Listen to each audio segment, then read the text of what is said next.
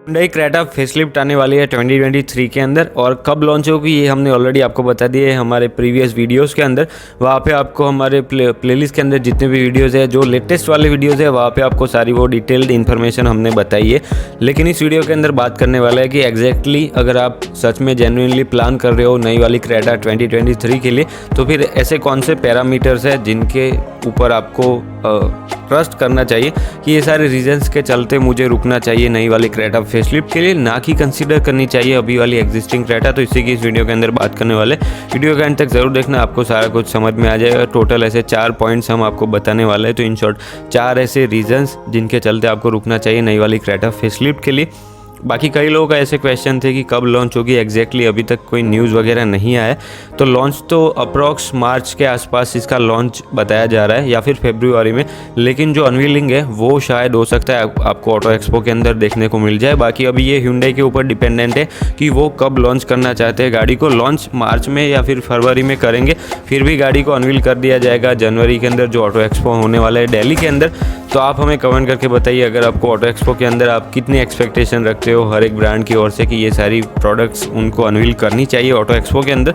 तो एक बड़ा क्वेश्चन टाटा मोटर्स के ऊपर भी आ रहा है, उनके ऊपर भी हमने वीडियोस बना रखे हैं, वो भी आपको प्लेलिस्ट के अंदर देखने को मिल जाएंगे। खैर, इस वीडियो की बात कर रहे थे और बिना किसी देरी की वीडियो को स्टार्ट करेंगे। हमारा सबसे पहला फर्स्ट पॉइंट होने वाला है value for money variants. Value for money variants से हमारा मतलब है कि जो जितने भी वेरिएंट्स आपको क्रेटा के साथ में मिलते हैं, वो सारे के सारे जो मोस्ट सेलिंग वेरिएंट है, वो अगर आप देखोगे तो टॉप एंड के ज़्यादातर मोस्ट सेलिंग है। अगर बात कर लो EX वगैरह की, जो सेकंड बेस वगैरह है, वो ज़्यादातर सेल के अंदर आपको देखने को नहीं मिलेंगे।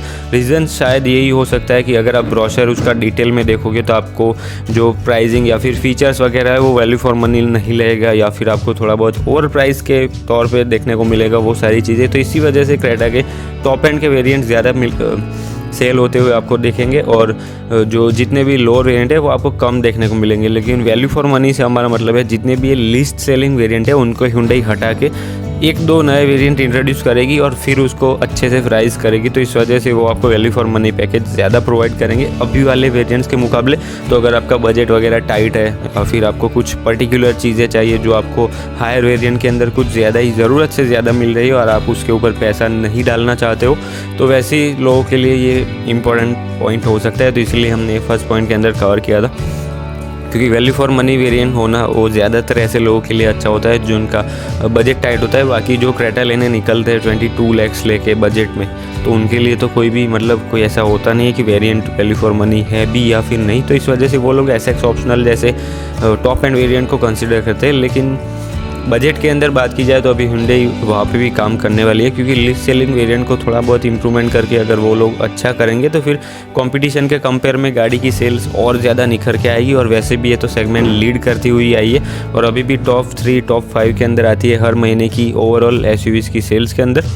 खैर, प्राइसिंग यूनिफॉर्मिटी हमारा सेकंड पॉइंट होगा। तो उसकी बात करें तो प्राइसिंग की अगर आप देखोगे, जो पुरानी वाली क्रेटा थी 2020 तक की, और उसके बाद जंप हुआ सीधा न्यू जनरेशन के अंदर जो हमें 2021 के अंदर क्रेटा देखने को मिलेगी। वहाँ पे उन दोनों की अगर आपने प्राइस गैप डिफरेंस चेक किया होगा या फिर आपको पता होगा, तो आपको ये भी पता होगा कि प्राइसिंग के अंदर थोड़ा बहुत इंक्रीमेंट आया था, ज़्यादा नहीं था वेरिएशन।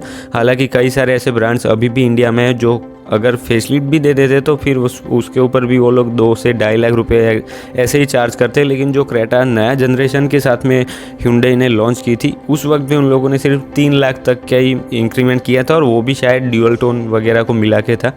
ऐसे तो देखा जाए तो सिर्फ 2.5 लाख या फिर उतने ही आसपास था इंक्रीमेंट। तो सीधा न्यू जनरेशन के अंदर टैप करना और वहाँ पे भी नए नए टैग के साथ में गाड़ी को लॉन्च करना, और उसके बावजूद 2.5 लाख तक का इंक्रीमेंट प्राइस में करना, वो बहुत बड़ी बात होती है और एक मैन्युफैक्चरर के लिए बहुत बड़ी बात होती है। क्योंकि कस्टमर को तो आप दे दोगे लेकिन उससे आपका नुकसान तो होता ही है। लेकिन Hyundai इंडिया इसमें अच्छा करते आई है और यही आपको फेसलिफ्ट के साथ में भी मिलने वाला है। तो अगर आप सोच रहे हो कि क्रेटा फेसलिफ्ट थोड़ी सी एक्सपेंसिव साइड के ऊपर आने वाली है, तो ऐसा नहीं होने वाला है। तो वहाँ पे भी आप अपना डाउट्स क्लियर कर सकते हो, क्योंकि कई लोग ऐसे होते हैं कि नई वाली का प्राइस ज़्यादा होगा, तो इस वजह से वो लोग अभी वाली को कंसिडर कर लेते हैं, लेकिन ज़्यादा नहीं होगी। हालांकि गाड़ी के अंदर फीचर्स भी अच्छे खासे आने वाले हैं, तो उस हिसाब से आप एक्सपेक्ट भी कर सकते हो कि थोड़ा बहुत इंक्रीमेंट तो ऑब्वियसली होगा, लेकिन उतना भी नहीं होगा कि आपने शायद एक्सपेक्ट ही ना किया हो।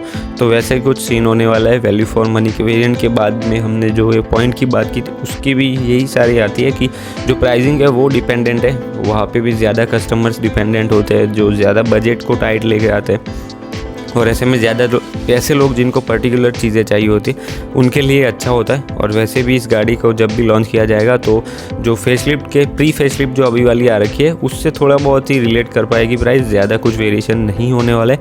यही हमारा पॉइंट था। थर्ड पॉइंट की बात करें तो वो है मार्केट वैल्यू। मार्केट वैल्यू से मतलब है कि फॉर एन एग्जांपल आप मान लो अभी वाली क्रेटा को आप कंसिडर करते हो और उसके बाद आपको 3 या फिर 4 महीने बाद आप कंसिडर या फिर बाय करते हो नई वाली क्रेटा फेसलिफ्ट को, दोनों को ही आप 40,000 किलोमीटर्स तक चलाओगे और उसके बाद अगर सेल करने जाओगे तो दोनों की जितनी प्राइसिंग डिफरेंस होगी रीसेल वैल्यू की वो आपको क्लियरली वहाँ पे विजिबल होगी, क्योंकि जो अभी वाली क्रेटा आपने ली होगी वो तो ऑलरेडी फेंटेड हो चुकी होगी, मतलब डिसकंटिन्यू हो चुकी होगी, और नई वाली उस वक्त भी मार्केट में होगी, तो इस वजह से रीसेल वैल्यू वो आपको ज़्यादा देगी। तो क्लियर सा फंडा है कि अगर आपको ज़्यादा लॉन्ग टाइम तक गाड़ी को रखना है तो फिर नई वाली ही कंसिडर करना। अगर आपको 2 साल तक गाड़ी को बेच देना है तो फिर आप अभी वाली क्रेटा के ऊपर शिफ्ट हो सकते हो। बाकी ऐसे कोई पर्टिकुलर चीज़ें नहीं होती है, ये सब्जेक्टिव डिसीजन होता है, लेकिन हेल्प हम इसीलिए करते हैं क्योंकि कई लोग फर्स्ट टाइम बायर्स भी होते हैं कार्स के। तो फर्स्ट टाइम बायर्स के लिए भी हम यही रेकमेंड करेंगे कि वेट कर लो नई वाली क्रेटा के लिए। जो लॉन्ग टाइम रन वाले हैं, मतलब गाड़ी को लॉन्ग टाइम तक रखने वाले, उनके लिए भी यही सजेशन होगा कि गाड़ी के लिए रुक जाओ, अभी वाली को लोगे और उसके 3 महीने बाद नहीं आएगी, आपके वाली डिसकंटिन्यू हो जाएगी तो कोई उसका मतलब नहीं रहने वाला है। तो ये सारी चीज़ें थी इस पॉइंट के अंदर कुल मिला के। आपके अगर कोई डाउट्स वगैरह तो आप कमेंट सेक्शन में पूछ सकते हो।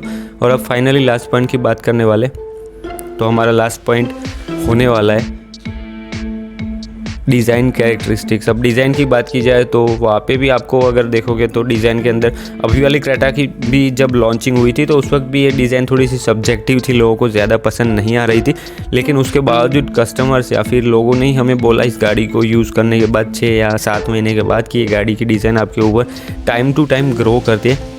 एक टाइम पे आपको ऐसा लगेगा इनिशियली कि ये गाड़ी की डिज़ाइन आपके ऊपर ऑड लगती है, लेकिन जब इसके आप यूज़ टू होंगे, ये गाड़ी हर रोज़ आपके साथ होगी, तो उसके बाद आपको ऐसा लगेगा कि ये आपके ऊपर ग्रो करने लगी। यही सेम डिज़ाइन होने वाली है, लेकिन थोड़ा ऐसा कैरेक्टरिस्टिक के साथ में आएगी, लेकिन आपको नई फ्रेश डिज़ाइन मिलने वाली है। तो अगर आपको अभी वाली डिज़ाइन से थोड़ा बहुत बोर हो चुकी हो, आपको कुछ नया चाहिए जो मार्केट के अंदर अभी तक ना हो, कुछ नया ऐसा जो फ्रेश हो, 2023 के अकॉर्डिंग थोड़ा सा ट्रेंडी हो, तो वैसे लोगों के लिए भी ये परफेक्ट चॉइस हो सकती है, क्योंकि डिज़ाइन आगे या फिर पीछे दोनों से ही सिग्निफिकेंटली चेंज हुई है, ताकि दूर से ये भी पता चल सके कि ये नई वाली क्रेटा फेसलिफ्ट है, ना कि प्री फेसलिफ्ट वेरिएंट। तो ये सारी चीज़ें थी। आई होप आपको इन्फॉर्मेशन पसंद आएगी। वीडियो पसंद आए तो लाइक शेयर सब्सक्राइब जरूर कर देना।